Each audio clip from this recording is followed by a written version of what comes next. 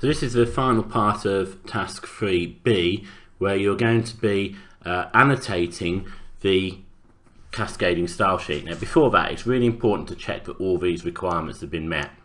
So all areas will be 800 pixels wide. Let's have a look. Border is, navigation is, banner is, title is, content is. Blank margin 20 pixels high.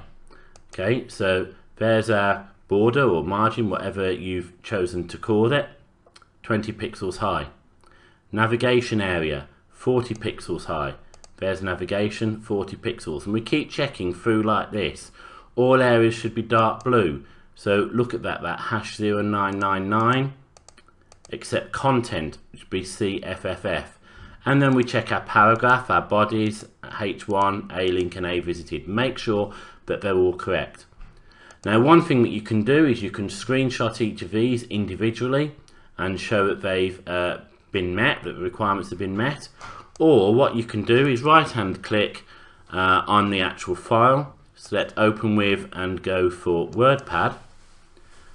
You then just make that a little bit smaller in terms of view, screenshot that and then annotate to show that each of the requirements have been met. So we can paste the screenshot of the CSS file here, just put some text boxes next to it to show the requirements and how they relate to what's actually in the CSS file. Of course, making sure we've got an introductory sentence. You may want to put some arrows as well to show that it all links, but this should be sufficient. You also need to show evidence that it's an external style sheet.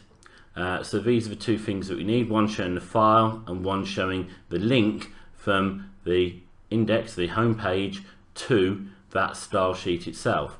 So let's have a look at how we go about doing it. We open up the Lamplighter's website, so if it's collapsed, then at least open it up completely, expand it, show evidence that that is a separate file, and then in the index page go to the source code view, find this reference here for the style sheet, and that is the bit that we need to show evidence of, that it's linking to that separate file.